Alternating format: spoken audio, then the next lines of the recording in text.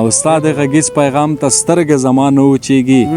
ځنګلونه اور اخیسته یاره بازار خوند نه کوي په یو ځلې هورېدلو بړنګېږي د پتنګ وزرې زر رژېږي لاس کې چا بسلی اوښ د ستنې په سوري دی لټاوې چې تو ښکلا ښکلي لباس کې او خلک پکې ستورو ته مزل کوي موږ کوو په داسې زمانه کې جنګ چې چیرته امن نه وي نو پاچا به زمری نه شي ګیدړ به په ډېر کبر له اسد څخه تېرېږي اوهو تر هغه د جنابه مخ ته تللو امکان نشته یو شرط دی که دا خلک له حسد څخه تېرېږي په لومړی کې ما دا هیله درلوده چې زه لوړ شاعر شم هغه وخت ما دا نشو کړی چې چا په حضور کې شعر ووایم او په خپل شعر باندې حد اقل شرمېدم افراد کوم مسیر چې زه له تا نه لرې کېږم په لوی لسمیز صنمه ځان ته غم انتخاب کړی او پتنګ چې ورته راشي نو وزر ورځینې سوځي په مینه چې پوهېږي نه سراج دی الله ورکړي چې خپله هم لاس پڅی شي په نورو پاچاهي کړي په داسې ککاریو باندې تاج دی الله ورکړي د تورې پړک چې نه وي تش په چیغو باندې څه شي د تورې پړک چې نه وي تش په چیغو باندې څه شي په کوزه پښتونخوا کې احتجاج دی الله ورکړي اورېدلی مې دي وایي په انګلیسي هم ډېر زبردست شعر وایي بعضې شعرونه مې په انګلیسۍ ترانې مې لیکلي Pen is light, gun is fired, choose the good one that is right. Pen points to the point, which point should be tied. او خیر خیرات ورکوي ښه کوي څه بد نه کوي په کیمرا نه په اشاره ورکول ډیر ثواب دی تر دې وروسته به زموږ پر ټولنیزو صفحو له شاعرانو سره هره مرکه او شعریز بنډار د اغلې ډیوا پتنګ په مالي لګښت تاسو ته وړاندې کیږي د پردي ښار د مخامونو خمار خوند نه کوي دا په بې ستره حسنه ډک بیروبار خوند نه کوي او د تنهایۍ له ژوند به څه وایم خو دومره اشنا مرګی ترخه دی خو دا تریخ انتظار خوند نه کوي او ستا د غږیز پیغام ته سترګې زما نه وچیږي ځنګلونه اور اخیسته یاره بازار خوند نه کوي ستا د غږیز پیغام ته سترګې زما نه وچیږي ځنګلونه اور اخیسته یاره بازار خوند نه کوي او چې د له سترګو نه د زړه کیسه اخیستی نه شي له داسې چا سره د سترګو تکرار خوند نه کوي او د دسترخوان په سر پریمانه تشریفات مزه کا د جام په ورکړه کې لالي ټینګار خوند نه کوي او درمانه ما په بلتانه کې دومره زده کړه وکړه وجود دې مات وي خو چې زړه شي بیمار خوند نه کوي غزل دی په چا صاحب چې څرګندې شي درزونه په اساس کې چې څرګندې شي درزونه په اساس کې د ماڼیو حال به څنګه وي په راس کې یو ځلې هورېدلو به راژېږي په یو ځلې هورېدلو به ړنګېږي په یو ځلې هورېدلو به ړنګېږي د پتنګ وزرې زر رژېږي لاس کې اوهو دا بیا ورو ډېر په یو ځلې هورېدلو به ړنګېږي د پتنګ وزرې زر رژېږي لاس کې او چا بسلی اوښ د ستنې په سوري دی چا بسلی اوښ د ستنې په سوري دی لټاوې چې تو ښکلا ښکلي لباس کې اوهو دا بیا ورو چا بسلی اوښ د ستنې په سوري دی لټاوې چې تو ښکلا ښکلي لباس کې ښه بد برابر نه دي په مقدار کې ښه او بد برابر نه دي په مقدار کې چا ځای کړی سمندر دی په ګلاس کې د هر څه خلقت په خپله اندازه دی د هر څه خلقت په خپله اندازه دی و به نه ویني د اوښ وړتیا په آس کې بېشکه ډېر ښه د هر څه خلقت په خپله اندازه دی و به نه وینې د اوښ وړتیا په آس کې مرد او پرد چې مناویره ته انځور کړي مرد او پرد چې مناویره ته انځور کړي دا هنر به پیدا نه کړم په عکاس کې واه واه واه واه زیات فیصد کې باورونه ختم شوي تردید شوی دی د هر چا په تماس کې او ای اسیره جوش په هوش باندې بدل کړه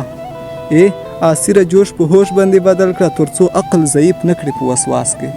ډېر ښه دی ډېر ښه دی بند شي د ژوند په ډرامه کې جنګ وغندئ سندره کې ټپه کې جنګ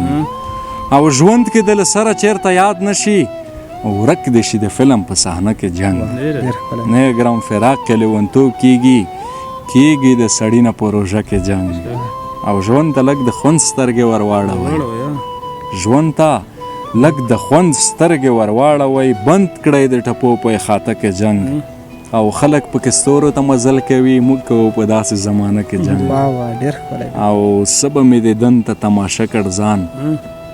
څه به مې د دن ته تماشه کړ ځان و به مې کړ ستاسو په کوڅه کې جنګ غزل دی په چا صاحب ولا خو سړی څه وکړي له حد څخه تېرېږي ولا خو سړی څه وکړي له حد څخه تېرېږي نافرت بې نهایت شو له عادت څخه تېرېږي د ډېرو ناکامیو ژوندی هیلې راړاندې کړې غمونه مې یو دوه نه دي له صد څخه تېرېږي د ډېرو ناکامیو ژوندۍ هیلې راړاندې کړې، غمونه مې یو دوه نه دي له صد څخه تېرېږي، په سختو تکلیفو کې له وجود ځینې جلا شي، په سختو تکلیفو کې له وجود ځینې جلا شي، کوم روح چې بې وفا شي له جسد څخه تېرېږي. په سختو تکلیفو کې له وجود ځینې جلا شي، کوم روح چې بې وفا شي له جسد څخه تېرېږي. رښتیا د ښه ملګری ان له روح څخه بهتر دی، فرار نه کړي که روح دې له سرحد څخه تېرېږي. ډېر ښه ډېر ښه. رښتیا د ښه ملګری ان له روح څخه بهتر دی، فرار نه کړي که روح دې له سرحد څخه تېرېږي. چې چېرته امن نه وي نو پاچا به زمری نه شي، ګیدړ به په ډېر کبر له اسد څخه تېرېږي. اوهو چې چېرته امن نه وي نو پاچا به زمری نه شي، ګیدړ به په ډېر کبر له اسد څخه تېرېږي. او تر هغه د جنابه مخ ته تللو امکان نشته، تر هغه د جنابه مخ ته تللو امکان نشته، یو شرط دی که دا خلک له حسد څخه تېرېږي. بېشکه ډېر ښه. تر هغه د جنابه مخ ته تللو امکان نشته، یو شرط دی که دا خلک له حسد څخه تېرېږي. که پاکه مینه وکړو د نفرت شیشې ړندې کړو، قسم دی مینتوب به له رشد څخه تېرېږي. ډېر ښه. که پاکه مینه وکړو د نفرت شیشې ړندې کړو، قسم دی مینتوب به له رشد څخه تېرېږي. ثواب دی نیکي وکړه د بدۍ په مقابل کې، دښمن هم حیرانېږي ان له رد څخه تېرېږي. او اخرنی بیت دی اسیر چې د الفت په ډګارونو کې اشغال شم، راهیستی تصور مې له مقصد څخه تېرېږي. ډېر ښه ډېر زبردست. واه واه ډېر ښه. مننه کوم بچا صاحب. حاجي صاحب عجیبه نه ده، ماته خو والا ډېر عجیبه ښکاري. اسیر صاحب په دومره کم عمر کې او دومره عالي شاعري، ډېر ښه. والا زموږ درته سلام دی. نو اسیر صاحب په شعر او شاعرۍ کې هم څوک در سره کومک او همکاري کوي؟ نه خپله مطالعه کوم او د نورو لوړو تکړه شاعرانو تاریخي شاعرانو کتابونه مطالعه کوم او د ترڅنګ معلومات حاصلوم، په همدې اساس اشعار لیکم. زه دومره باور نه کوم چې زما شعر به دومره لوړ وي چې تاسو مستایي. په هر صورت ښه دی ګزاره کوو. نه ماشاءالله. هغه د درمان صاحب یو بیت و چې زه ان له ماشومتوبه په شعرونو کلک مین وم، چې غږ د الله به نه و نه ویده کېدمه. نو موږ هم ټول هم داسې یو حاجي صاحب که داسې فکر ورته وکړې که نه، نو همدغه د درمان صاحب خبره ده چې ځان له ماشومتوبه په شعرونو کلک مین وم، چې غږ د الله به نه و نه ویده کېدمه. نو اسیر صاحب څومره وخت کېږي چې شعر ته راغلی د شعر میدان ته؟ پچا صاحب دا وخت لسم ټولګي کې یم. زما په ما چې ښه شعر لیکلو زه په څلورم ټولګي کې وم. حد اقل شپږ کاله کېږي چې ما شاعري پیل کړې. ډېر ښه. نو دلته بیا پوښتنه پیدا کېږي چې څه علت و چې شعر او شاعرۍ میدان ته راودانګل؟ عموم کې تاسو ته بهتره معلومه ده چې احساسات، د وطن مینه، د ټولنې مینه، د خلکو مسلمانانو مینه، د ټول هر عناصر دي چې موږ دې ته اړ کوي تر څو ښه شاعري وکړو، د ټولنې احساسات راوپاروو، هغه نقاط هغه نقطې چې د هیواد په هیواد کې وجود لري هغه خلکو ته ښکاره کړو، مثبت یې ښکاره کړو، منفي هم ښکاره. ډېر ښه ډېر ښه. نو صرف شعر لیکي او که نظم کې هم کار کوي؟ نظم کې مې کار کړی دی، پخوا م تر زیاته زیات کار مې په نظم په برخه کې کولو او دې ترڅنګ په نثر کې لږ څه وړتیا لرم. ښه ډېر ښه. لومړی کې دې چې شعر لیکلو که نه، نو بیا دې کله داسې فکر کړی و چې زم داسې پوخ شعر لیکم او یا دې ملګرو ته ورښودلی و، هغه سره کمته ورځ وه؟ په لومړی کې ما دا هیله درلوده چې زه لوړ شاعر شم. کله چې یو څوک کومه هیله لري هغه هدف ته رسیږي. زه اوس دا نه وایم چې زه یو لوړ شاعر یم، خو مګر زه هیله بیا اوس هم هیله لرم. هغه وخت ما دا نه شو کړی چې چا په حضور کې شعر ووایم او په خپل شعر باندې حد اقل شرمېدم، مې ویل چې دا څه شعر نه ده. ډېر ښه ډېر ښه. چا تشویق کړی؟ ملګرو تر ډېره ښه د خپلو ملګرو تشویق کړی یم. چېرته به چې هغوی حضور کې شعر ویلو نو هغوی به زیات تشویقولم. همدا وجه ده چې اوس تر دې ځایه رسېږم. ډېر ښه ماشاءالله ډېر ښه.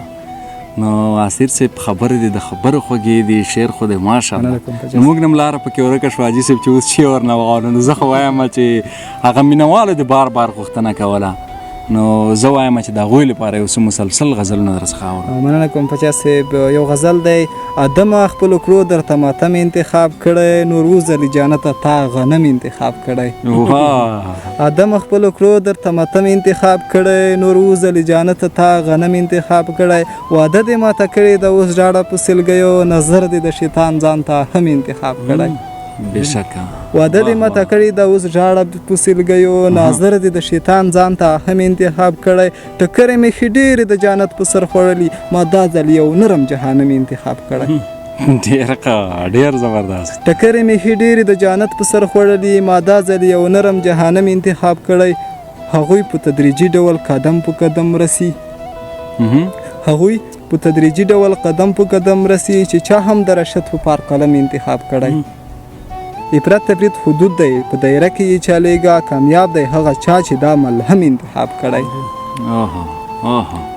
او اخرنی بیت دی افراط کوم مسیر چې زه له تا نه لرې کېږم په لوی لسمیز صنمه ځان ته غم انتخاب کړی واه ډېر ښه د دوزخیانو لیست کې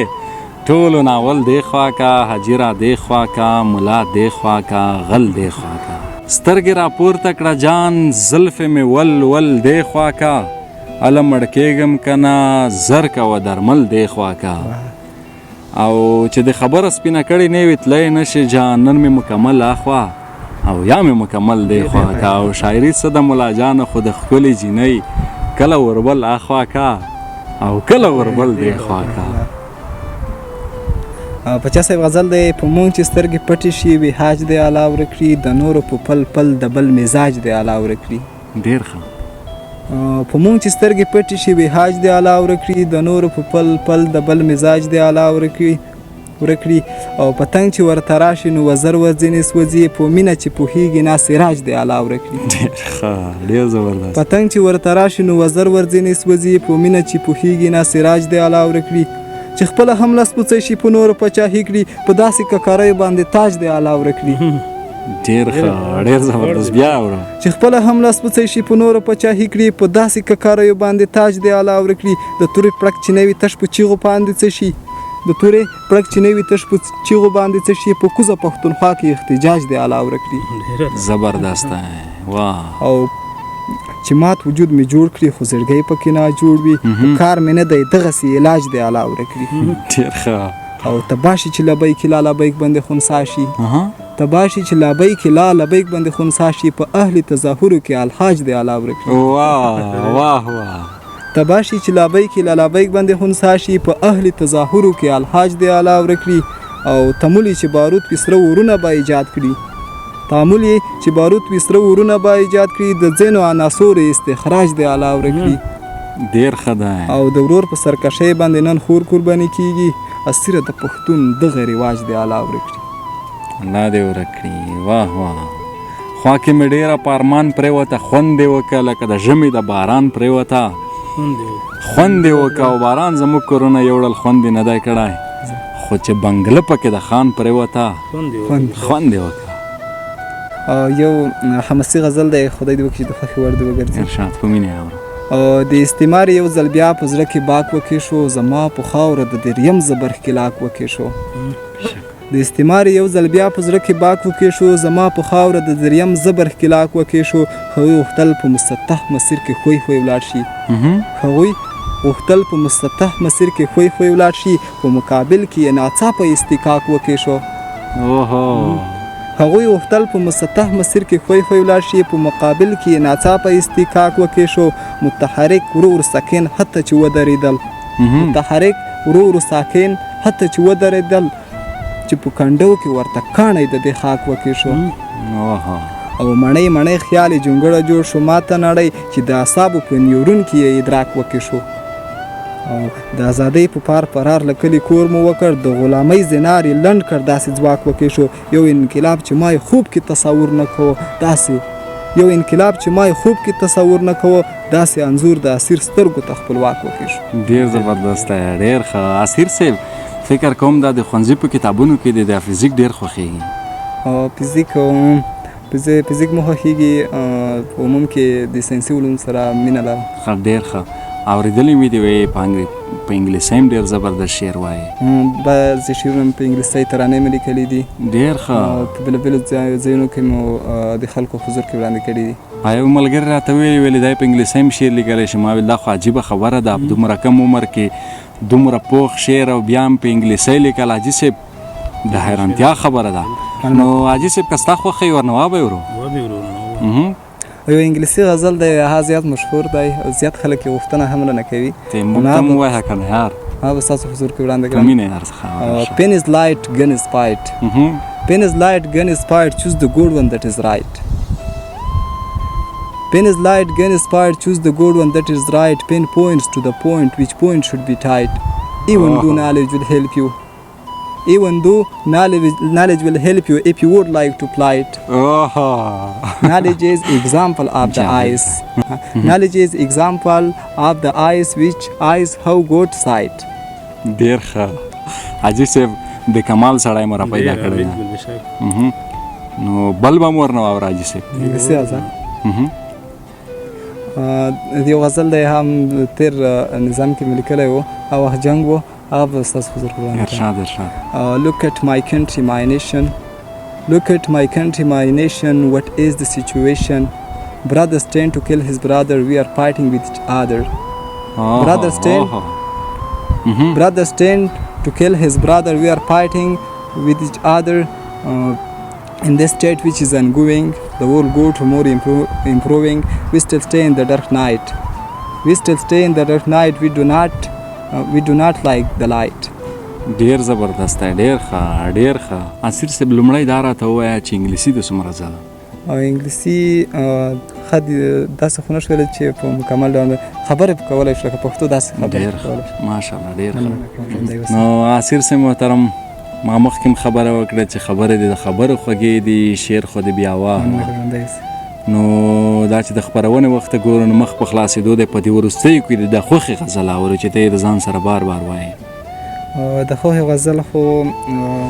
زما په ګډون زما ملګرو هم ډېر خوښ دی شاید ستا هم خوښ شي ضرور مو خوښېږي هغه به درته وایم خدای دې وکړي چې د ټولو خوښ شي ارشاد ارشاد او د مینې تږو ته اوبه ورکول ډېر ثواب دی د مینې تږو ته اوبه ورکول ډېر ثواب دی سترګې دې تورې کړه رنجه ورکول ډېر ثواب دی مینه کوه مینه ثواب دی خو رښتینې مینه مینه کوه مینه ثواب دی خو رښتینې مینه او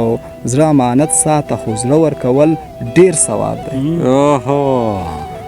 نو ته هم یوه نیمه نیوکه وکړه څه ووایه